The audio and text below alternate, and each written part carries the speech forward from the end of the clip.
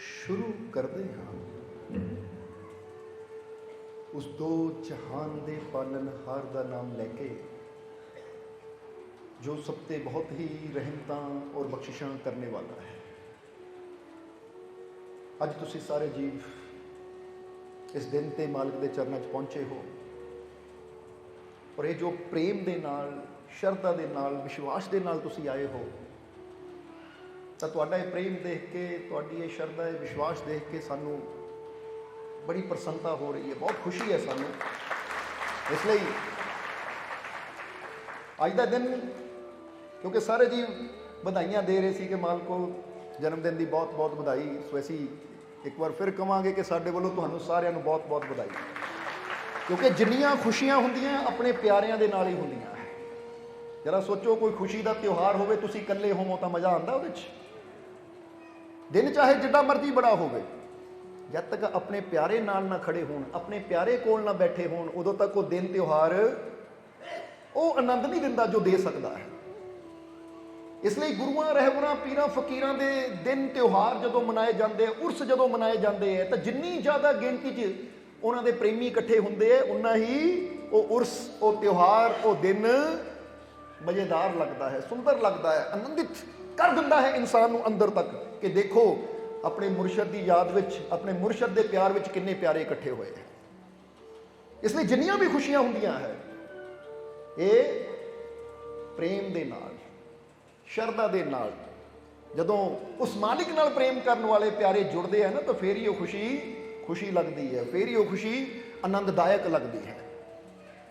ਇਸ ਲਈ ਅੱਜ ਆਨੰਦ ਲੈਣ ਵਾਸਤੇ ਸਾਰੇ ਇੱਥੇ ਇਕੱਠੇ ਹੋਏ ਆ, ਤਾਂ ਆਨੰਦ ਲੈ ਕੇ ਜਾਣਾ ਹੈ, ਕਿਉਂਕਿ ਹਮੇਸ਼ਾ ਅਸੀਂ ਦੱਸੀਦਾ ਹੈ ਕਿ ਆਨੰਦ ਤਾਂ ਇਨਸਾਨ ਨੂੰ ਰੱਬ ਨੇ, ਪ੍ਰਮਾਤਮਾ ਨੇ, ਉਸ ਮਾਲਿਕ ਨੇ ਦੇ ਕੇ ਹੀ ਭੇਜਿਆ ਹੈ। ਬਸ ਥੋੜਾ ਜਿਹਾ ਸਮਝਣਾ ਹੈ ਉਹਦੇ ਬਾਰੇ ਕਿ ਉਸ ਆਨੰਦ ਨੂੰ ਅਸੀਂ ਪ੍ਰਾਪਤ ਕਿੱਦਾਂ ਕਰ ਸਕਦੇ ਹਾਂ। ਔਰ ਇੱਥੇ ਦੱਸਣਾ ਚਾਹਾਂਗੇ ਕਿ ਪ੍ਰਮਾਤਮਾ ਜਦੋਂ ਸਾਨੂੰ, ਉਹ ਮਾਲਿਕ, ਉਹ ਪ੍ਰਭੂ ਜਦੋਂ ਸਾਨੂੰ ਦੁਨੀਆ ਤੇ ਭੇਜਦਾ ਹੈ, ਤਾਂ ਤੁਸੀਂ ਦੇਖਦੇ ਹੋ ਨਾ ਕਿ ਜਨਮ ਦਿਨ ਮਨਾਏ ਜਾਂਦੇ ਹੈ। ਅੱਜ ਵੀ ਜਨਮ ਦਿਨ ਦੀ ਖੁਸ਼ੀ 'ਚ ਆਏ ਹੋ ਨਾ ਤੁਸੀਂ?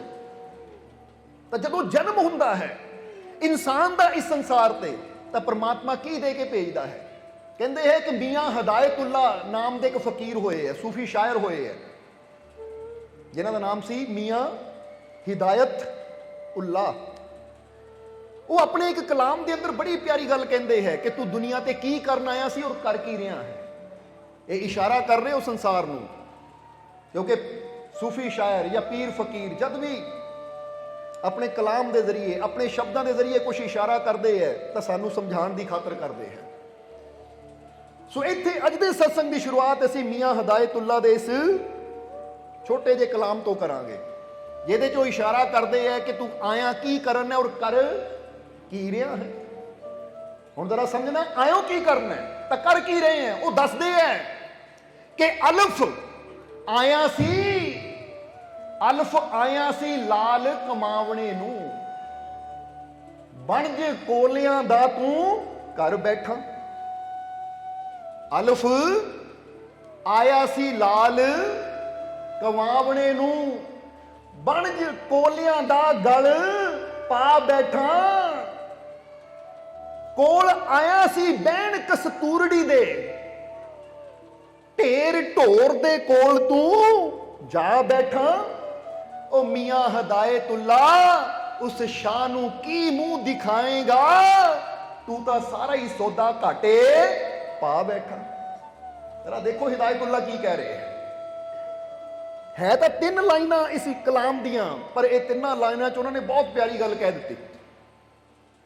ਕਹਿੰਦੇ ਅਲਫ ਆਇਆ ਸੀ ਲਾਲ ਕਮਾਵਣੇ ਨੂੰ, ਕਿ ਤੂੰ ਆਇਆ ਸੀ ਦੁਨੀਆ ਤੇ, ਪ੍ਰਮਾਤਮਾ ਨੇ ਤੈਨੂੰ ਦੁਨੀਆ ਤੇ ਜੀਵਨ ਦਿੱਤਾ ਸੀ, ਜਨਮ ਦਿੱਤਾ ਸੀ, ਲਾਲਾਂ ਦਾ ਵਣਜ ਕਰਨ ਆਇਆ ਸੀ, ਤੂੰ ਲਾਲ ਕਮਾਣ ਆਇਆ ਸੀ।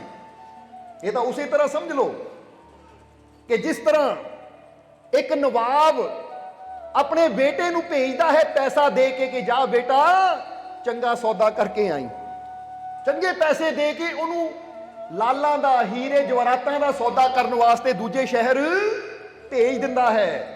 ਪਰ ਉਹ ਜਿਹੜਾ ਉਹਦਾ ਬੇਟਾ ਹੈ, ਨਾ ਸਮਝ ਹੋਣ ਦੇ ਕਾਰਨ ਜਾਂਦਾ ਤਾਂ ਹੈ ਲਾਲ ਖਰੀਦਣ, ਹੀਰੇ ਮੋਤੀ ਖਰੀਦਣ, ਪਰ ਹੀਰੇ ਮੋਤੀਆਂ ਦੀ ਜਗ੍ਹਾ ਖਰੀਦ ਕੋਇਲੇ ਲੈਂਦਾ ਹੈ। ਕੋਇਲੇ ਤੁਸੀਂ ਸਮਝਦੇ ਹੋ ਕਿੱਥੇ ਲਾਲ, ਕਿੱਥੇ ਹੀਰੇ ਔਰ ਕਿੱਥੇ ਕੋਇਲੇ। ਹੁਣ ਉਹ ਇਹੀ ਚੀਜ਼ ਦੱਸ ਰਹੇ ਹੈ ਕਿ ਤੂੰ ਵੀ ਇਸ ਸੰਸਾਰ ਤੇ ਕੁਝ ਲਾਲ ਇਕੱਠੇ ਕਰਨ ਆਇਆ ਸੀ, ਕੁਝ ਹੀਰੇ ਇਕੱਠੇ ਕਰਨ ਆਇਆ ਸੀ। ਤਾਂ ਜਰਾ ਹੁਣ ਤੁਸੀਂ ਧਿਆਨ ਦੇਣਾ ਕਿ ਜਦੋਂ ਹੀਰਿਆਂ ਦੀ ਗੱਲ ਹੁੰਦੀ ਹੈ, ਲਾਲਾਂ ਦੀ ਗੱਲ ਹੁੰਦੀ ਹੈ, ਤਾਂ ਇਹ ਫਕੀਰ ਇਸ਼ਾਰਾ ਕਿੱਧਰ ਕਰਦੇ ਹੈ? ਕਿਹਨਾਂ ਨੂੰ ਉਹ ਲਾਲ ਕਹਿੰਦੇ ਹੈ, ਕਿਹਨਾਂ ਨੂੰ ਉਹ ਹੀਰੇ ਕਹਿੰਦੇ ਹੈ? ਜਰਾ ਸੋਚ ਕੇ ਦੇਖੋ, ਕਿਉਂਕਿ ਬਹੁਤ ਵਾਰ ਇਹ ਚੀਜ਼ ਦੇ ਬਾਰੇ ਦੱਸਿਆ ਹੈ ਕਿ ਪ੍ਰਮਾਤਮਾ ਨੇ ਸਾਨੂੰ ਇਸ ਸੰਸਾਰ ਤੇ ਜੋ ਕਰਨ ਭੇਜਿਆ ਹੈ, ਅਗਰ ਉਹ ਚੀਜ਼ ਨੂੰ ਅਸੀਂ ਸਮਝ ਲਈਏ ਤਾਂ ਸਾਡਾ ਜੀਵਨ ਵੀ ਸਫਲ ਹੋ ਸਕਦਾ ਔਰ ਪੂਰੀ ਦੁਨੀਆ ਵੀ ਖੁਸ਼ੀਆਂ ਨਾਲ, ਆਨੰਦ ਨਾਲ, ਸ਼ਾਂਤੀ ਨਾਲ, ਸੁੱਖਾਂ ਨਾਲ ਭਰਪੂਰ ਹੋ ਸਕਦੀ ਹੈ। ਇਨਸਾਨ ਆਪਣੀ ਜ਼ਿੰਦਗੀ ਨੂੰ ਵੀ ਦੁੱਖਾਂ ਨਾਲ ਭਰ ਲੈਂਦਾ ਔਰ ਸੰਸਾਰ ਨੂੰ ਵੀ ਦੁੱਖਾਂ ਦਾ ਘਰ ਬਣਾ ਦਿੰਦਾ ਜਦੋਂ ਇਨਸਾਨ ਆਪਣੇ ਆਉਣ ਦਾ ਮਕਸਦ ਭੁੱਲ ਜਾਂਦਾ ਹੈ। ਕਿਉਂਕਿ ਭੁੱਲ ਹੁੰਦੀ ਹੈ ਤਾਂ ਫੇਰ ਹੀ ਇਨਸਾਨ ਠੋਕਰ ਖਾਂਦਾ ਹੈ। ਇਹ ਗੱਲ ਸਮਝ ਲੈਣਾ ਸਾਰਿਆਂ ਨੇ, ਨਹੀਂ ਤਾਂ ਇੱਥੇ ਇਹੀ ਦੱਸਣਾ ਚਾਹਾਂਗੇ। ਇੱਕ ਬਹੁਤ ਬੜੇ ਵਿਚਾਰਕ ਹੋਏ, ਇਮਰਸਨ ਉਹਨਾਂ ਦਾ ਨਾਮ ਸੀ। ਉਹ ਕਹਿੰਦੇ ਹੈ, ਜ਼ਰਾ ਗੌਰ ਕਰਨਾ ਉਹ ਵਿਚਾਰਕ ਕੀ ਕਹਿੰਦੇ ਹੈ। ਉਹ ਵਿਚਾਰਕ ਨੇ ਦੱਸਿਆ ਕਿ ਦੁਨੀਆ ਤੇ ਕੰਮ ਕੋਈ ਵੀ ਮੁਸ਼ਕਿਲ ਨਹੀਂ ਹੈ, ਪਰ ਤੇਰੇ ਵਾਸਤੇ ਮੁਸ਼ਕਿਲ ਤੋਂ ਮੁਸ਼ਕਿਲ ਕੰਮ ਵੀ ਆਸਾਨ ਹੋ ਸਕਦਾ ਹੈ, ਤਾਂ ਆਸਾਨ ਤੋਂ ਆਸਾਨ ਕੰਮ ਵੀ ਮੁਸ਼ਕਿਲ ਹੋ ਸਕਦਾ ਹੈ। ਜ਼ਰਾ ਗੌਰ ਕਰਨਾ, ਮੁਸ਼ਕਿਲ ਕੰਮ ਆਸਾਨ ਕਿੱਦਾਂ ਹੋ ਸਕਦਾ ਹੈ, ਉਹ ਆਸਾਨ ਕੰਮ ਕਿੱਦਾਂ ਮੁਸ਼ਕਿਲ ਹੋ ਸਕਦਾ ਹੈ। ਉਹ ਦੱਸਦੇ ਹੈ ਕਿ ਜਦੋਂ ਕੰਮ ਤੂੰ ਕੋਈ ਕਰਦਾ ਹੋਵੇ ਔਰ ਧਿਆਨ ਕਿਤੇ ਹੋਰ ਹੋਵੇ ਤਾਂ ਆਸਾਨ ਕੰਮ ਵੀ ਮੁਸ਼ਕਿਲ ਹੋ ਜਾਂਦਾ ਹੈ, ਤਾਂ ਜਦੋਂ ਪੂਰੀ ਤਰ੍ਹਾਂ ਤੇਰੀ ਸੁਰਤੀ ਉਸ ਕੰਮ ਨਾਲ ਜੁੜ ਜਾਵੇ ਤਾਂ ਮੁਸ਼ਕਿਲ ਕੰਮ ਵੀ ਆਸਾਨ ਹੋ ਜਾਂਦਾ ਹੈ। ਇਸ ਲਈ ਉਹ ਇੱਕ ਐਗਜ਼ਾਮਪਲ ਦੇ ਕੇ ਸਮਝਾਉਂਦੇ ਸੀ, ਇੱਥੇ ਤੁਹਾਨੂੰ ਵੀ ਸਮਝਾ ਦਈਏ। ਉਹ ਕਹਿੰਦੇ ਸੀ ਕਿ ਆਪਣੇ ਹੱਥ ਅੱਗੇ ਕਰੋ, ਤੁਸੀਂ ਵੀ ਕਰ ਲਓ ਜ਼ਰਾ, ਸਮਝਦੇ ਹੋ ਕਿ ਨਹੀਂ? ਹੁਣ ਇਮਰਸਨ ਜਿੱਦਾਂ ਦੱਸਦੇ ਹੁੰਦੇ ਸੀ, ਉਹ ਐਕਸਪੈਰੀਮੈਂਟ ਇੱਥੇ ਕਰਾਉਣ ਲੱਗਿਆ ਤਾਂ ਕਿ ਸਮਝਣਾ ਆਸਾਨ ਹੋ ਜਾਵੇ। ਹੁਣ ਇਹ ਉਂਗਲੀਆਂ ਬੰਦ ਕਰ ਲਓ, ਆਹ ਉਂਗਲੀਆਂ ਦੋ ਏਦਾਂ ਰੱਖਣੀਆਂ ਹੈ। ਹੁਣ ਦੇਖਣਾ ਸਾਡੀ ਤਰਫ ਹੈ ਔਰ ਸਾਡੀ ਤਰਫ ਦੇਖਦੇ ਹੋਏ ਦੋਨਾਂ ਉਂਗਲੀਆਂ ਨੂੰ ਇੱਕ ਦੂਜੇ ਨਾਲ ਟੱਚ ਕਰਨਾ। ਕਰੋ 1 2 3 ਟੱਚ ਕਰੋ ਫਟਾਫਟ। ਇਹ ਦੇਖ, ਉਂਗਲੀ ਵੱਲ ਕਿਉਂ ਦੇਖਦੇ ਹੋ? ਉਂਗਲੀ ਵੱਲ ਨਹੀਂ ਦੇਖਣਾ, ਦੇਖਣਾ ਸਾਡੀ ਤਰਫ, ਫਿਰ ਉਂਗਲੀਆਂ ਇੱਕ ਦੂਜੇ ਨਾਲ ਟੱਚ ਕਰਨ ਦੀ ਕੋਸ਼ਿਸ਼ ਕਰਨੀ ਹੈ। ਤਾਂ ਤੁਸੀਂ ਦੇਖੋਗੇ ਉਧਰ ਦੇਖਦਿਆਂ ਉਂਗਲੀ ਟੱਚ ਕਰਾਂਗੇ ਤਾਂ ਸਿੱਧੀ ਹੋਏਗੀ ਨਹੀਂ, ਕਦੀ ਐਵੇਂ ਜਾਏਗੀ, ਕਦੀ ਐਵੇਂ ਜਾਏਗੀ। ਸਮਝਦੇ ਹੋ ਕਿ ਨਹੀਂ? ਹਾਲਾਂਕਿ ਕੰਮ ਬੜਾ ਸੌਖਾ ਹੈ, ਪਰ ਜਦੋਂ ਸਾਡਾ ਧਿਆਨ ਕਿਤੇ ਹੋਰ ਹੁੰਦਾ ਹੈ ਤਾਂ ਉਂਗਲੀ ਏਦਾਂ ਏਦਾਂ ਏਦਾਂ ਹੋਏਗੀ। ਸਮਝਦੇ ਹੋ? ਹੁਣ ਸੱਚ ਦੱਸਿਓ, ਹੁਣ ਜੇ ਨਾ ਦੇਖਿਆ ਹੋਏਗਾ ਉਹਦੀ ਲੱਗੀ ਹੋਏਗੀ, ਨਹੀਂ ਤਾਂ ਐਵੇਂ ਗਈ ਹੋਣੀ ਹੈ। ਗਈ ਹੈ ਕਿ ਨਹੀਂ ਐਵੇਂ? ਕੰਮ ਕਿੰਨਾ ਸੌਖਾ ਹੈ, ਕੋਈ ਔਖਾ ਨਹੀਂ ਹੈ। ਜ਼ਰਾ ਸਮਝਣਾ, ਇਸ ਤਰ੍ਹਾਂ ਕਰਕੇ ਨਹੀਂ, ਏਦਾਂ ਤਾਂ ਹੋਣੀ ਹੈ, ਏਦਾਂ ਏਦਾਂ ਏਦਾਂ। ਸਮਝਦੇ ਹੋ ਕਿ ਨਹੀਂ? ਅੱਗੇ ਪਿੱਛੇ ਜਾਏਗੀ ਉਂਗਲੀ। ਜੇ ਏਦਾਂ ਏਦਾਂ ਕਰਾਂਗੇ ਤਾਂ ਜਾਣੀ ਹੈ। ਇਹ ਤਾਂ ਸੌਖਾ ਹੀ ਕੰਮ ਹੈ, ਇਹਨੂੰ ਏਦਾਂ ਰੱਖੋ ਸਿੱਧਾ। ਜ਼ਰਾ ਗੌਰ ਕਰਨੀ, ਬੜੀ ਗੌਰ ਕਰਨ ਵਾਲੀ ਗੱਲ ਹੈ ਕਿ ਹੱਥ ਥੱਲੇ ਹੋਣ। ਹੁਣ ਇਮਰਸਨ ਦੱਸਦੇ ਹੈ ਕਿ ਕੰਮ ਬੜਾ ਸੌਖਾ ਹੈ, ਪਰ ਫਰਕ ਕੀ ਪੈਂਦਾ ਹੈ? ਸਾਡਾ ਧਿਆਨ ਕਿਤੇ ਹੋਰ ਹੋਣ ਦੇ ਕਾਰਨ ਇਹ ਸੌਖਾ ਕੰਮ ਵੀ ਬੜਾ ਔਖਾ ਲੱਗਦਾ ਹੈ। ਕਈ ਵਾਰ ਕਰਨਾ ਪਏਗਾ ਫਿਰ ਜਾ ਕੇ ਸੈੱਟ ਹੁੰਦੀ ਹੈ। ਤਾਂ ਜੇ ਸਿੱਧਾ ਹੀ ਸਾਡਾ ਧਿਆਨ ਉੱਥੇ ਹੋਵੇ ਤਾਂ ਅਸੀਂ ਬੜੇ ਆਰਾਮ ਨਾਲ ਉਹ ਚੀਜ਼ ਨੂੰ, ਆਪਣੇ ਗੋਲ ਨੂੰ ਪ੍ਰਾਪਤ ਕਰ ਸਕਦੇ ਹਾਂ।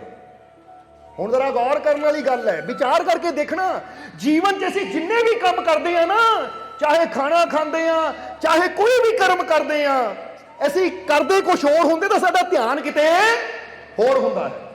ਜੇ ਸਿਮਰਨ ਵੀ ਕਰਦੇ ਆ ਤਾਂ ਬੈਠੇ ਹੱਥ 'ਚ ਮਾਲਾ ਲੈ ਕੇ ਸਿਮਰਨ ਕਰਦੇ ਆ, ਪਰ ਧਿਆਨ ਕਿਤੇ ਹੋਰ ਹੁੰਦਾ ਹੈ। ਜੇ ਇਨਸਾਨ ਗੱਡੀ ਵੀ ਚਲਾ ਰਿਹਾ, ਚਲਾਉਂਦਾ ਗੱਡੀ ਹੁੰਦਾ ਹੈ, ਸੋਚ ਕਿਤੇ ਹੋਰ ਹੁੰਦੀ ਹੈ। ਨਹੀਂ ਤਾਂ ਸੱਚ ਦੱਸਿਓ, ਤੁਸੀਂ ਮੋਟਰਸਾਈਕਲ, ਗੱਡੀ, ਕਾਰ ਚਲਾਉਂਦੇ ਹੋ ਜਾਂ ਘਰ ਦੇ ਵਿੱਚ ਔਰਤ ਖਾਣਾ ਬਣਾਉਂਦੀ ਹੈ, ਝਾੜੂ ਫੇਰਦੀ ਹੈ, ਕੰਮ ਇੱਧਰ ਚੱਲਦਾ ਹੈ, ਪਰ ਮਨ, ਧਿਆਨ ਕਿਤੇ ਹੋਰ ਹੁੰਦਾ ਹੈ। ਸਮਝ ਆ ਰਹੀ ਹੈ ਕਿ ਨਹੀਂ? ਹੁਣ ਇਹੀ ਚੀਜ਼ ਮਹਾਤਮਾ ਬੁੱਧ ਵੀ ਕਹਿੰਦੇ ਹੈ ਕਿ ਜਦੋਂ ਕੋਈ ਵੀ ਕੰਮ ਕਰੇ ਪੂਰਾ ਧਿਆਨ, ਪੂਰੀ ਤਵੱਜੋ ਉੱਥੇ ਹੋਣੀ ਚਾਹੀਦੀ ਹੈ, ਤਾਂ ਫਿਰ ਤੇਰੀ ਜ਼ਿੰਦਗੀ ਆਨੰਦ ਨਾਲ ਭਰਨੀ ਸ਼ੁਰੂ ਹੋ ਜਾਏਗੀ। ਆਨੰਦ ਤੇਰੇ ਜੀਵਨ 'ਚ ਇਕੱਠਾ ਹੋਣਾ ਸ਼ੁਰੂ ਹੋ ਜਾਏਗਾ। ਇਸ ਲਈ ਉਹ ਕਹਿੰਦੇ ਜੋ ਕਰਨਾ ਹੋਸ਼ ਨਾਲ ਕਰ। ਅੱਜ ਪ੍ਰਮਾਤਮਾ ਪ੍ਰਭੂ ਨੂੰ ਜਾਂ ਅਸੀਂ ਆਪਣੇ ਜੀਵਨ ਦੇ ਆਨੰਦ ਨੂੰ ਕਿੱਦਾਂ ਪ੍ਰਾਪਤ ਕਰ ਸਕਦੇ ਹਾਂ, ਤਾਂ ਸਭ ਤੋਂ ਪਹਿਲਾਂ ਇਹੀ ਇਸ਼ਾਰਾ ਕਰਦੇ ਆ ਕਿ ਆਪਣਾ ਧਿਆਨ ਜਿਸ ਕੰਮ ਨੂੰ ਕਰ ਰਹੇ ਪੂਰੀ ਤਰ੍ਹਾਂ ਉੱਥੇ ਲਗਾ ਦੇ। ਜਿੱਦਾਂ ਹੁਣ ਇਸ ਵੇਲੇ ਤੁਸੀਂ ਸਤਸੰਗ ਸੁਣ ਰਹੇ ਹੋ ਨਾ, ਤਾਂ ਪੂਰੀ ਤਰ੍ਹਾਂ ਆਪਣੀ ਸੁਰਤੀ, ਆਪਣਾ ਧਿਆਨ ਸਤਸੰਗ ਦੇ ਨਾਲ ਜੋੜ ਦਿਓ। ਸਮਝਦੇ ਹੋ ਕਿ ਨਹੀਂ? ਪੂਰਾ ਧਿਆਨ ਸਤਸੰਗ ਦੇ ਨਾਲ ਜੋੜ ਦਿਓ। ਇਹ ਨਹੀਂ ਕਿ ਇੱਥੇ ਬੈਠਿਆ ਹੁਣ ਧਿਆਨ ਕਿਤੇ ਹੋਰ ਹੋਵੇ ਤਾਂ ਫਿਰ ਉਹ ਤਾਰ ਜਿੱਦਾਂ ਉਂਗਲੀ ਨਾਲ ਉਂਗਲੀ ਨਹੀਂ ਜੁੜੀ, ਧਿਆਨ ਕਿਤੇ ਹੋਰ ਹੋਵੇ, ਉਂਗਲੀ ਨਾਲ ਉਂਗਲੀ ਨਹੀਂ ਜੁੜਦੀ, ਤਾਂ ਧਿਆਨ ਕਿਤੇ ਹੋਰ ਹੋਵੇ ਤਾਂ ਸਾਡੀ ਤਾਰ ਮਾਲਿਕ ਨਾਲ ਕਿੱਦਾਂ ਜੁੜੇਗੀ? ਸਾਡੀ ਤਾਰ ਪ੍ਰਭੂ ਨਾਲ ਕਿੱਦਾਂ ਜੁੜੇਗੀ? ਸਾਡੀ ਤਾਰ ਸਾਡੇ ਔਰ ਸੱਚੇ ਰੱਬ ਨਾਲ ਕਿੱਦਾਂ ਜੁੜੇਗੀ? ਰੱਬ ਨਾਲ ਤਾਰਾਂ ਉਦੋਂ ਹੀ ਜੋੜਨੀਆਂ ਹੈ, ਉਸ ਮਾਲਿਕ ਨਾਲ ਤਾਰਾਂ ਉਦੋਂ ਹੀ ਜੋੜਨੀਆਂ ਜਦੋਂ ਧਿਆਨ ਵੀ ਪੂਰਾ ਉਹਦੇ ਵਿੱਚ ਹੋਏਗਾ। ਹੁਣ ਜਿਹੜਾ ਕਹਿੰਦਾ ਨਾ ਰੱਬ ਨੂੰ ਪਾਣਾ ਬੜਾ ਮੁਸ਼ਕਿਲ ਹੈ, ਤਾਂ ਸਮਝ ਲਓ ਉਹੀ ਗੱਲ ਹੈ। ਭਾਈ ਤੂੰ ਪਾਣਾ ਤਾਂ ਰੱਬ ਨੂੰ ਚਾਹੁੰਦਾ ਤਾਂ ਧਿਆਨ ਤੇਰਾ ਕਿਤੇ ਹੋਰ ਹੈ, ਇਸ ਲਈ ਤੈਨੂੰ ਇਹ ਕੰਮ ਮੁਸ਼ਕਿਲ ਲੱਗਦਾ ਹੈ। ਪਰ ਜੇ ਤੂੰ ਸੱਚਮੁੱਚ ਆਪਣੀ ਸੁਰਤੀ, ਆਪਣਾ ਧਿਆਨ ਆਪਣੇ ਮਾਲਿਕ ਨਾਲ ਜੋੜ ਦੇਵੇਂ ਤਾਂ ਉਹਨੂੰ ਪਾਣਾ ਕੋਈ ਮੁਸ਼ਕਿਲ ਨਹੀਂ ਹੈ, ਕਿਉਂਕਿ ਜਿਹੜੀ ਚੀਜ਼ ਹੋਵੇ ਹੀ ਤੇਰੇ ਅੰਦਰ ਉਹਨੂੰ ਪਾਣਾ ਮੁਸ਼ਕਿਲ ਕਿੱਦਾਂ ਹੈ? ਜਦ ਤੱਕ ਧਿਆਨ ਤੇਰਾ ਬਾਹਰ ਦੌੜ ਰਿਹਾ ਹੈ, ਤੂੰ ਬਾਹਰ ਭਟਕ ਰਿਹਾ ਹੈ, ਤਾਂ ਬਾਹਰ ਭਟਕਣ ਵਾਲੀ ਸੁਰਤੀ ਦੀ ਮੁਲਾਕਾਤ ਅੰਦਰ ਬੈਠੇ ਰੱਬ ਨਾਲ ਕਿੱਦਾਂ ਹੋਏਗੀ? ਅੰਦਰ ਬੈਠੇ ਮਾਲਿਕ ਨਾਲ ਕਿੱਦਾਂ ਹੋਏਗੀ? ਅੰਦਰ ਬੈਠੇ ਨਾਲ ਮੁਲਾਕਾਤ ਕਰਨ ਵਾਸਤੇ ਸੁਰਤੀ ਵੀ ਬਾਹਰੋਂ ਮੋੜ ਕੇ ਕਿੱਥੇ ਲਿਆਣੀ ਪੈਣੀ ਹੈ? ਅੰਦਰ। ਕਿਉਂਕਿ ਜਿੱਥੇ ਉਹ ਬੈਠਾ ਹੈ, ਹੁਣ ਤੁਸੀਂ ਦਰਬਾਰ ਦੇ ਅੰਦਰ ਆਏ ਹੋ ਤਾਂ ਫੇਰ ਹੀ ਤਾਂ ਤਾਰ ਜੁੜੀ ਹੈ ਨਾ ਤੁਹਾਡੇ ਨਾਲ। ਤਾਂ ਹੁਣ ਬੰਦਾ ਘੁੰਮੀ ਬਾਹਰ ਜਾਵੇ ਔਰ ਬਾਹਰ ਕੋਈ ਸੇਵਾਦਾਰ ਹੋਵੇ, ਪੁੱਛੇ ਭਾਈ ਕਿਉਂ ਘੁੰਮ ਰਿਹਾ ਹੈ? ਯਾਰ ਮਾਲਕਾਂ ਨਾਲ ਤਾਰ ਜੋੜਨੀ ਹੈ। ਮਾਲਕ ਹੈ ਕਿੱਥੇ? ਭਾਈ ਮਾਲਕ ਤਾਂ ਅੰਦਰ ਬੈਠੇ ਆ, ਤਾਰ ਜੋੜਨੀ ਤਾਂ ਅੰਦਰ ਜਾ, ਅੰਦਰ ਬੈਠ, ਉੱਥੇ ਦਰਸ਼ਨ ਹੋਣਗੇ। ਇੱਕ ਇਸ਼ਾਰਾ ਕਰ ਰਹੇ ਹਾਂ ਤੁਹਾਨੂੰ ਕਿ ਇਸੇ ਤਰ੍ਹਾਂ ਪ੍ਰਮਾਤਮਾ ਪ੍ਰਭੂ ਉਹ ਸੱਚਾ ਰੱਬ ਸਾਡੇ ਅੰਦਰ ਬੈਠਾ ਹੈ। ਜੇ ਅਸੀਂ ਉਹਨੂੰ ਪਾਣਾ ਚਾਹੁੰਦੇ ਹਾਂ, ਉਹ ਆਨੰਦ ਤੱਕ ਪਹੁੰਚਣਾ ਚਾਹੁੰਦੇ ਆ, ਤਾਂ ਸਾਨੂੰ ਅੰਦਰ ਜਾਣ ਦੀ ਯੁਕਤੀ ਸਿੱਖਣੀ ਪਏਗੀ। ਤਾਂ ਜੇ ਧਿਆਨ ਹੀ ਬਾਹਰ ਹੋਵੇ ਤਾਂ ਜਿਸ ਤਰ੍ਹਾਂ ਸੁਲਤਾਨ ਵਾਹੂ ਨੇ ਵੀ ਕਿਹਾ ਨਾ ਰੱਬ ਅਰਸ਼ ਮੁਅੱਲਾ ਉੱਤੇ, ਨਾ ਰੱਬ ਖਾਨੇ ਕਾਬੇ ਹੂ, ਗੰਗਾ ਤੀਰਥ ਮੂਲ ਨਾ ਮਿਲਿਆ, ਡਿੱਠੇ ਪੈਂਡੇ ਬੇ ਹਿਸਾਬੇ ਹੂ। ਉਹ ਕਹਿੰਦੇ ਨਾ ਰੱਬ ਅਰਸ਼ ਮੁਅੱਲਾ ਉੱਤੇ, ਨਾ ਰੱਬ ਖਾਨੇ ਕਾਬੇ ਹੂ, ਕਿ ਤੂੰ ਕਿੱਥੇ ਰੱਬ ਨੂੰ ਲੱਭਦਾ ਹੈ? ਹੁਣ ਇਹ ਇਸ਼ਾਰਾ ਕੀ ਕਰ ਰਹੇ? ਇਹਦਾ ਮਤਲਬ ਇਹ ਨਹੀਂ ਕਿ ਉਹ ਕਹਿ ਰਹੇ ਹੈ ਕਿ ਇੱਥੇ ਰੱਬ ਹੈ ਨਹੀਂ, ਉੱਥੇ ਰੱਬ ਹੈ ਨਹੀਂ। ਉਹਨਾਂ ਨੇ ਰੱਬ ਹਰ ਜਗ੍ਹਾ ਦੇਖਿਆ, ਕਿਉਂਕਿ ਰੱਬ ਤਾਂ ਹਰ ਜਗ੍ਹਾ ਹੀ ਹੈ। ਪਰ ਉਹ ਸਿਰਫ ਇਸ਼ਾਰਾ ਕਰ ਰਹੇ ਕਿ ਤੈਨੂੰ ਜਦੋਂ ਡਿੱਠਣਾ ਹੈ, ਤੈਨੂੰ ਜਦੋਂ ਨਜ਼ਰ ਆਣਾ ਤਾਂ ਆਪਣੇ ਅੰਦਰੋਂ ਆਣਾ ਹੈ। ਹੁਣ ਇਹਦਾ ਮਤਲਬ ਇਹ ਨਹੀਂ ਉਹ ਕਹਿ ਰਹੇ ਹੈ ਕਿ ਨਾ ਰੱਬ ਅਰਸ਼ ਮੁਅੱਲਾ ਉੱਤੇ, ਤਾਂ ਫਿਰ ਅਰਸ਼ ਤੇ ਕੌਣ ਹੈ? ਕਿਉਂਕਿ ਰੱਬ ਤਾਂ ਹਰ ਜਗ੍ਹਾ ਹੀ ਹੈ। ਕਾਬਾ ਯਾਨੀ ਮੱਕੇ ਦੇ ਅੰਦਰ ਉਹ ਕਾਬਾ ਜਿੱਥੇ ਹਜ ਕਰਨ ਜਾਂਦੇ ਹੈ, ਕਿ ਉੱਥੇ ਰੱਬ ਨਹੀਂ ਹੈ? ਰੱਬ ਤਾਂ ਹਰ ਜਗ੍ਹਾ ਹੈ, ਪੱਤੇ ਪੱਤੇ, ਜ਼ਰਰੇ ਜ਼ਰਰੇ, ਕਣ ਕਣ ਅੰਦਰ ਰੱਬ ਹੈ। ਪਰ ਇੱਥੇ ਸਮਝਾਣਾ ਕੀ ਚਾਹੁੰਦੇ ਆ ਸੁਲਤਾਨ ਵਾਹੂ? ਉਹ ਕਹਿੰਦੇ ਆ ਤੇਰੀ ਮੁਲਾਕਾਤ ਜਦੋਂ ਰੱਬ ਨਾਲ ਹੋਣੀ ਹੈ ਤਾਂ ਕਿੱਥੇ ਹੋਣੀ ਹੈ? ਆਪਣੇ ਅੰਦਰ ਹੋਣੀ ਹੈ। ਬਾਹਰ ਤੂੰ ਗੰਗਾ ਤੀਰਥ ਮੂਲ ਨਾ ਮਿਲਿਆ, ਡਿੱਠੇ ਪੈਂਡੇ ਬੇ ਹਿਸਾਬੇ ਹੂ, ਕਿ ਗੰਗਾ ਤੀਰਥਾਂ ਤੇ ਜਾ ਕੇ ਜਿੰਨੇ ਮਰਜੀ ਚੱਕਰ ਲਾ ਲਾ, ਸੋਚੇਗਾ ਇਦਾਂ ਚੁੱਭੀਆਂ ਲਗਾਉਣ ਨਾਲ ਰੱਬ ਮਿਲ ਜਾਏਗਾ। ਤਾਂ ਠੀਕ ਹੈ, ਪਾਣੀ 'ਚ ਰੱਬ ਹੈ, ਜਰਰੇ ਜਰਰੇ ਕਤਰੇ ਕਤਰੇ ਅੰਦਰ ਪ੍ਰਮਾਤਮਾ ਹੈ, ਪਰ ਇਦਾਂ ਨਾ ਸੋਚ ਚੁੱਭੀ ਲਾਉਣ ਨਾਲ ਤੈਨੂੰ ਮਿਲ ਜਾਏਗਾ। ਤੈਨੂੰ ਤਾਂ ਉਦੋਂ ਹੀ ਮਿਲੇਗਾ ਜਦੋਂ ਆਪਣੇ ਅੰਦਰ ਚੁੱਭੀ ਲਾਏਗਾ, ਜਦੋਂ ਆਪਣੇ ਅੰਦਰ ਕੁਝ ਤਲਾਸ਼ ਕਰੇਗਾ, ਫਿਰ ਪ੍ਰਮਾਤਮਾ ਮਿਲੇਗਾ। ਔਰ ਇਨਸਾਨ ਦੀਆਂ ਕਿਹੜੀਆਂ ਕਮੀਆਂ ਨੇ ਇਨਸਾਨ ਨੂੰ ਪ੍ਰਮਾਤਮਾ ਤੋਂ ਦੂਰ ਕੀਤਾ ਹੈ, ਉਹ ਵੀ ਥੋੜਾ ਜਿਹਾ ਸਮਝਣਾ ਆਇਆ ਸੀ। ਕਹਿੰਦੇ ਨੇ ਇੱਕ ਵਾਰ ਇੱਕ ਫਕੀਰ ਇੱਕ ਦਿਨ ਰੱਬ ਨੂੰ ਪੁੱਛਦੇ ਹੈ, ਜਰਾ ਹੁਣ ਸਮਝ ਲਓ ਕਿ ਜੇ ਰੱਬ ਤੁਹਾਡੇ ਅੰਦਰ ਹੈ ਤਾਂ ਤੁਹਾਡੀ ਔਰ ਉਹਦੀ ਮੁਲਾਕਾਤ ਕਿਉਂ ਨਹੀਂ ਹੁੰਦੀ? ਦੱਸ ਦਈਏ ਰਾਜ ਇਹ? ਜਾਣਨਾ ਚਾਹੁੰਦੇ ਹੋ? ਤੇ ਥੋੜਾ ਸਮਾਈਲ ਕਰੋ ਫਿਰ, ਕਿਉਂਕਿ ਬੜੇ ਬੜੇ ਰਾਜ ਦੀਆਂ ਗੱਲਾਂ ਦੱਸਣੀਆਂ ਤੁਹਾਨੂੰ ਅਸੀਂ। ਔਰ ਇਹ ਰਾਜ ਅਗਰ ਤੁਸੀਂ ਸਮਝ ਲਏ ਤਾਂ ਫਿਰ ਤੁਸੀਂ ਵੀ ਰਾਜਦਾਰ ਹੋ ਜਾਓਗੇ। ਔਰ ਜਿਹੜਾ ਉਹਦੇ ਘਰ ਦਾ ਰਾਜਦਾਰ ਹੋ ਜਾਂਦਾ ਹੈ ਨਾ, ਫਿਰ ਉਹ ਸਭ ਕੁਝ ਲੈ ਵੀ ਜਾਂਦਾ ਹੈ। ਜਿੱਦਾਂ ਬੰਦਾ ਕਹਿੰਦਾ ਉਹ ਘਰ ਦੇ ਰਾਜ ਨਾ ਪੁੱਛ, ਤਾਂ ਜਦੋਂ ਉਹ ਘਰ ਦੇ ਰਾਜਾਂ ਦਾ ਪਤਾ ਲੱਗ ਗਿਆ ਤਾਂ ਹੁਣ ਬੰਦਾ ਵੀ ਉਹ ਘਰ ਦਾ ਹੀ ਵਾਸੀ ਹੋ ਜਾਂਦਾ ਹੈ। ਕਿਉਂਕਿ ਜਦੋਂ ਉਹਦੇ ਰਾਜ ਪਤਾ ਲੱਗ ਗਏ ਤਾਂ ਰਵੋ ਜਿੱਥੇ ਮਰਜੀ, ਹੋ ਤਾਂ ਉਹੀ ਹੈ ਨਾ, ਕਿ ਹੁਣ ਉਹ ਘਰ ਦਾ ਹੀ ਕੋਈ ਚੀਜ਼ ਪਰਦੇ 'ਚ ਨਹੀਂ ਹੈ। ਹੁਣ ਮੈਨੂੰ ਉਹ ਘਰ ਦੇ ਸਾਰੇ ਰਾਜ ਪਤਾ ਹੈ। ਇਸੇ ਤਰ੍ਹਾਂ ਮਾਲਿਕ ਪਰਮਾਤਮਾ ਪ੍ਰਭੂ ਦੇ, ਉਹ ਸੱਚੇ ਰੱਬ ਦੇ ਘਰ ਦੇ ਵੀ ਕੁਝ ਪਰਦੇ ਹੈ, ਕੁਝ ਰਾਜ ਹੈ। ਅਗਰ ਉਹਨਾਂ ਰਾਜ਼ਾਂ ਨੂੰ ਅਸੀਂ ਸਮਝ ਲਈਏ ਕਿ ਕਮੀ ਕਿੱਥੇ ਹੈ, ਕਿਉਂ ਨਹੀਂ ਸਾਡੀ ਮੁਲਾਕਾਤ ਉਸ ਪਰਮਾਤਮਾ ਨਾਲ ਹੁੰਦੀ, ਕਿਹੜੀਆਂ ਕਮੀਆਂ ਇਨਸਾਨ ਦੇ ਅੰਦਰ ਹੈ, ਅਗਰ ਉਹਨਾਂ ਕਮੀਆਂ ਨੂੰ ਸਮਝ ਲਈਏ ਤਾਂ ਫਿਰ ਇਨਸਾਨ ਉਹਨਾਂ ਕਮੀਆਂ ਨੂੰ ਦੂਰ ਕਰਕੇ ਆਪਣੀ ਮੰਜ਼ਿਲ ਯਾਨੀ ਉਹ ਮਾਲਿਕ ਨੂੰ, ਉਹ ਸੱਚੇ ਰੱਬ ਨੂੰ ਪਾ ਵੀ ਸਕਦਾ ਹੈ, ਹਾਸਲ ਵੀ ਕਰ ਸਕਦਾ ਹੈ। ਸੋ ਇੱਥੇ ਇੱਕ ਫਕੀਰ ਦੀ ਬੜੀ ਪਿਆਰੀ ਜੀਵਨ ਦੀ ਇੱਕ ਘਟਨਾ ਯਾਦ ਆ ਗਈ ਸਾਨੂੰ। ਇੱਕ ਫਕੀਰ ਇੱਕ ਦਿਨ ਰੱਬ ਨੂੰ ਪੁੱਛਦੇ ਹੈ, ਇੱਕ ਦਿਨ ਰੱਬ ਨੂੰ ਪੁੱਛਦੇ ਹੈ कि ऐ मेरे रब, ऐ मेरे परमात्मा, ऐ मेरे प्रभु, ऐ मेरे अल्लाह, की कोई ऐसा काम है जो मैं तो कर सकता है पर तू नहीं? जरा सोचो, की रब नूं पुछया? क्योंकि कहा जाता ना परमात्मा सब कुछ कर रहा है, करे करावे आपे आप, सब कुछ वही कर रहा है। और इदां दी किहड़ी चीज है जो परमात्मा ना कर पावे? तो वह फकीर ने यही सवाल किया उस सच्चे रब नूं कि ऐ रब्बा, ऐ परमात्मा, ऐ प्रभु, ऐ मेरे अल्लाह, कि कोई इदां दा काम भी है जो मैं तो कर सकता हाँ पर तू नहीं कर सकता? कोई है इदां दा काम? तो उस वेले रब की आवाज आई कि ऐ फकीर, हाँ है इदां दा काम जो तू कर सकता है पर मैं नहीं कर सकता। फकीर बड़े हैरान होए कि मैं तो सुनिया सी खुदा सारे काम कर सकता है, वो भगवान सारे काम कर सकता है, पर इत्थे तो खुदा खुद मानता है कि है इदां दे काम जो तू कर सकता है पर मैं नहीं कर सकता। फकीर ने बड़ी हैरानी दे नाल उस खुदा नूं, परमात्मा प्रभु नूं पुछया कि ऐ खुदा, वो किहड़ा काम है जो मैं तो कर सकता पर तू नहीं?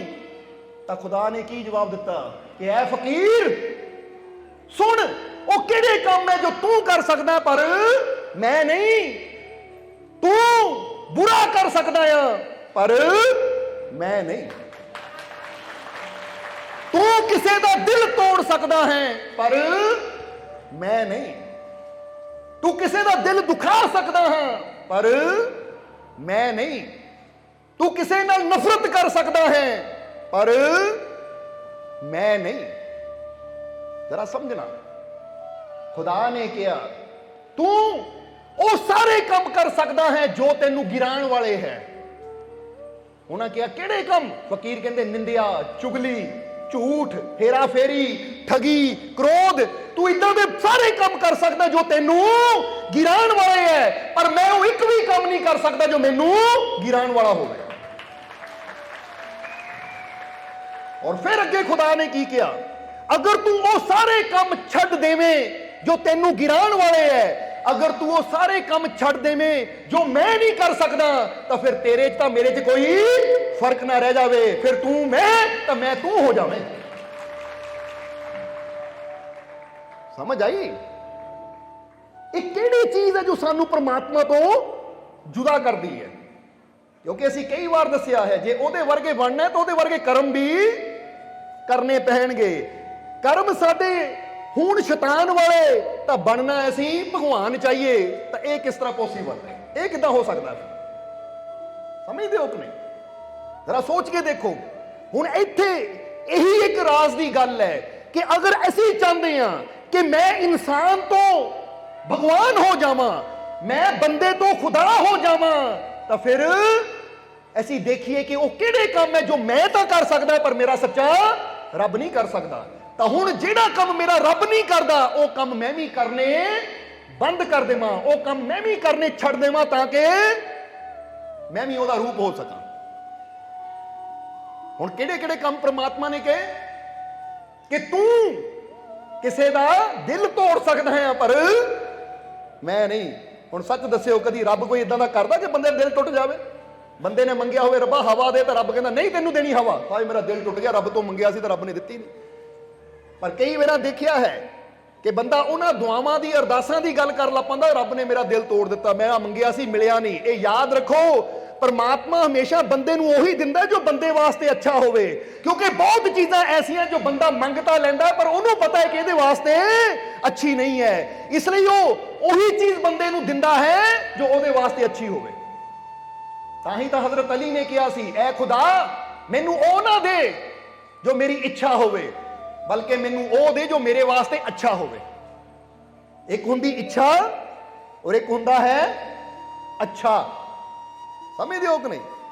हुण तुहाडा बच्चा देखे, 6-7 साल का बच्चा देखे शोरूम च बड़ी तलवार है, बड़ी सजा के रखी हुई है, तो हुण वो देखदा कार्टूनां विच कि तलवार लैके कार्टून लड़ रहे हैं, तो बच्चा तुहानू जिद करता मैं भी यह तलवार लैनी है।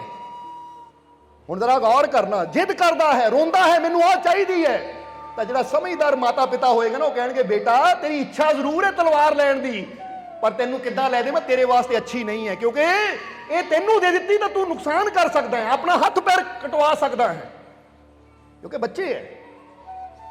ਇਸ ਲਈ ਮਾਤਾ ਪਿਤਾ ਉਹੀ ਚੀਜ਼ ਬੱਚੇ ਨੂੰ ਲੈ ਕੇ ਦਿੰਦੇ ਆ ਜੋ ਉਹਦੇ ਵਾਸਤੇ ਅੱਛੀ ਹੋਵੇ।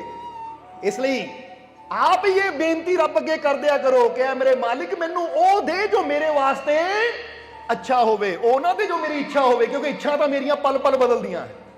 ਦੇਖਦੇ ਹੋ ਨਾ,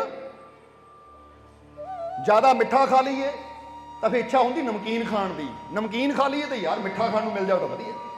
ਪਲ ਪਲ ਇੱਛਾ ਬਦਲਦੀਆਂ ਕਿ ਨਹੀਂ? ਗਰਮੀ ਹੋਵੇ ਤਾਂ ਕਹਿਣਾ ਰੱਬਾ ਥੋੜੀ ਠੰਡ ਕਰ ਦੇ, ਠੰਡ ਹੋਵੇ ਤਾਂ ਰੱਬਾ ਗਰਮੀ ਕਰ ਦੇ। ਇੱਛਾਵਾਂ ਤਾਂ ਬੰਦੇ ਦੀਆਂ ਪਲ ਪਲ ਚੇਂਜ ਹੁੰਦੀਆਂ ਹੈ, ਪਰ ਜੋ ਇਨਸਾਨ ਵਾਸਤੇ ਅੱਛਾ ਹੈ ਉਹ ਤਾਂ ਉਹ ਮਾਲਿਕ ਨੂੰ ਪਤਾ ਹੈ, ਕਿਉਂਕਿ ਜੇ ਅੱਛਾ ਮੰਗਾਂਗੇ ਤਾਂ ਅੱਜ ਵੀ ਸਾਡੇ ਵਾਸਤੇ ਅੱਛਾ ਹੋਏਗਾ, ਕੱਲ ਵੀ ਸਾਡੇ ਵਾਸਤੇ ਅੱਛਾ ਹੋਏਗਾ, ਔਰ ਆਉਣ ਵਾਲੇ ਹਰ ਪਲ ਉਹ ਸਾਡੇ ਵਾਸਤੇ ਅੱਛਾ ਹੀ ਹੋਏਗਾ, ਕਿਉਂਕਿ ਪਿਤਾ ਪਰਮਾਤਮਾ ਉਹੀ ਚੀਜ਼ ਆਪਣੇ ਬੱਚਿਆਂ ਦੀ ਝੋਲੀ ਪਾਉਂਦਾ ਜੋ ਉਹਦੇ ਜੀਵਨ ਵਾਸਤੇ, ਦੁਨੀਆ ਵਾਸਤੇ ਔਰ ਆਖਰਤ ਵਾਸਤੇ ਅੱਛਾ ਹੋਵੇ। ਸਮਝ ਰਹੇ ਹੋ ਕਿ ਨਹੀਂ? ਇਸ ਲਈ ਇਹ ਦੇਖਿਆ ਕਰੋ, ਵਿਚਾਰ ਕਰਿਆ ਕਰੋ। ਹੁਣ ਖੁਦਾ ਨੇ ਕੀ ਕਿਹਾ, ਉਹ ਪ੍ਰਮਾਤਮਾ ਪ੍ਰਭੂ ਨੇ ਫਕੀਰ ਨੂੰ ਕੀ ਜਵਾਬ ਦਿੱਤਾ, ਤੂੰ ਕਿਸੇ ਦਾ ਦਿਲ ਤੋੜ ਸਕਦਾ ਆ ਪਰ ਮੈਂ ਨਹੀਂ। ਇਸ ਲਈ ਥੋੜਾ ਇਹ ਚੈੱਕ ਕਰਨਾ ਤੁਸੀਂ ਵੀ ਕਿ ਦਿਲਾਂ ਨੂੰ ਤੋੜਨ ਵਾਲੇ ਨਹੀਂ ਬਣਨਾ, ਦਿਲਾਂ ਨੂੰ ਜੋੜਨ ਵਾਲੇ ਬਣਨਾ ਹੈ, ਕਿਉਂਕਿ ਦਿਲਾਂ ਨੂੰ ਤੋੜਨ ਵਾਲੇ ਬਣਾਂਗੇ ਤਾਂ ਆਪਣੇ ਰੱਬ ਤੋਂ ਦੂਰ ਹੋ ਜਾਵਾਂਗੇ, ਕਿਉਂਕਿ ਉਹ ਤੋੜਦਾ ਨਹੀਂ ਹੈ, ਉਹ ਜੋੜਦਾ ਹੈ। ਤਾਂ ਜੇ ਜੋੜਨ ਵਾਲੇ ਬਣਾਂਗੇ ਤਾਂ ਕਮ ਸੇ ਕਮ ਇੱਕ ਗੁਣ ਤਾਂ ਉਹਦਾ ਸਾਡੇ ਅੰਦਰ ਆ ਗਿਆ ਕਿ ਉਹ ਵੀ ਜੋੜਦਾ ਹੈ ਤੇ ਅਸੀਂ ਵੀ ਜੋੜ ਰਹੇ ਹਾਂ। ਇੱਥੇ ਸਾਨੂੰ ਖਵਾਜਾ ਮੁਈਨੁੱਦੀਨ ਚਿਸ਼ਤੀ ਅਜਮੇਰ ਵਾਲੇ ਖਵਾਜਾ ਸਾਹਿਬ ਦੇ ਜੀਵਨ ਦੀ ਇੱਕ ਗੱਲ ਯਾਦ ਆ ਗਈ ਕਿ ਇੱਕ ਦਿਨ ਉਹਨਾਂ ਨੇ ਰੋਜ਼ਾ ਰੱਖਿਆ ਹੋਇਆ ਸੀ, ਰੋਜ਼ਾ ਰੱਖਿਆ ਹੋਇਆ ਸੀ ਤਾਂ ਆਪਣੇ ਪਿਆਰਿਆਂ ਦੇ ਨਾਲ ਉਹ ਬੈਠੇ ਹੋਏ ਆ। ਹੁਣ ਪਿਆਰੇ ਵੀ ਕੋਲ ਬੈਠੇ ਆ। ਜਦ ਨੂੰ ਇੱਕ ਮਾਈ ਆਈ, ਬਿਰਧ ਮਾਈ, ਔਰ ਤੁਹਾਨੂੰ ਪਤਾ ਕਿ ਅਜਮੇਰ ਉਹ ਦਰਬਾਰ ਹੈ ਜਿੱਥੇ ਜਦੋਂ ਖਵਾਜਾ ਸਾਹਿਬ ਸੀਗੇ ਉਸ ਲਈ ਹਿੰਦੂ ਵੀ ਉਹਨਾਂ ਕੋਲ ਜਾਂਦੇ ਸੀ, ਮੁਸਲਮਾਨ ਵੀ ਜਾਂਦੇ ਸੀ, ਹਰ ਧਰਮ ਦੇ ਉਹਨਾਂ ਦੇ ਕੋਲ ਜਾਂਦੇ ਸੀ ਦਰਸ਼ਨ ਕਰਨ ਵਾਸਤੇ। ਹੁਣ ਇਹ ਜਿਹੜੀ ਔਰਤ ਸੀ ਇਹ ਹਿੰਦੂ ਘਰਾਣੇ ਨਾਲ ਜੁੜੀ ਹੋਈ ਸੀ, ਪਰ ਖਵਾਜਾ ਸਾਹਿਬ ਨਾਲ ਬੜਾ ਪ੍ਰੇਮ ਕਰਦੀ ਸੀ। ਹੁਣ ਇਹਨੂੰ ਨਹੀਂ ਪਤਾ ਸੀ ਕਿ ਖਵਾਜਾ ਸਾਹਿਬ ਨੇ ਰੋਜ਼ਾ ਰੱਖਿਆ ਹੈ ਜਾਂ ਰਮਜ਼ਾਨ ਦਾ ਦਿਨ ਹੈ। ਹੁਣ ਇਹਨੇ ਕੀ ਕੀਤਾ, ਬੜੇ ਪਿਆਰ ਨਾਲ ਪਕੌੜੇ ਕੱਢੇ। ਇਸ ਔਰਤ ਨੇ, ਬਿਰਧ ਮਾਈ ਨੇ ਬੜੇ ਪਿਆਰ ਨਾਲ ਪਕੌੜੇ ਕੱਢੇ ਔਰ ਪਕੌੜੇ ਥਾਲ 'ਚ ਰੱਖ ਕੇ ਉਹਨੂੰ ਢੱਕ ਕੇ ਖਵਾਜਾ ਸਾਹਿਬ ਦੇ ਦਰਬਾਰ 'ਚ ਲੈ ਗਈ। ਖਵਾਜਾ ਸਾਹਿਬ ਬੈਠੇ ਆਪਣੇ ਮੁਰੀਦਾਂ ਦੇ ਨਾਲ, ਉਹਨਾਂ ਦੇ ਮੁਰੀਦ ਬੈਠੇ ਹੈ। ਜਾ ਕੇ ਔਰਤ ਨੇ ਉਹ ਥਾਲੀ ਅੱਗੇ ਕੀਤੀ ਕਿ ਹਜ਼ਰਤ ਬੜੇ ਪ੍ਰੇਮ ਨਾਲ, ਬੜੀ ਸ਼ਰਧਾ ਨਾਲ ਤੁਹਾਡੇ ਵਾਸਤੇ ਆਪਣੇ ਹੱਥਾਂ ਨਾਲ ਮੈਂ ਤਿਆਰ ਕੀਤੇ ਹੈ, ਇਸ ਲਈ ਭੋਗ ਲਾ ਦਿਓ, ਇਹਨੂੰ ਭੋਗ ਲਾ ਦਿਓ। सब्सक्राइब कीजिए सर्व संध्या दरबार कांटिया शरीफ चैनल को और बेल आइकन दबाइए मालिक जी की लेटेस्ट सत्संग की वीडियो को सबसे पहले देखने के लिए।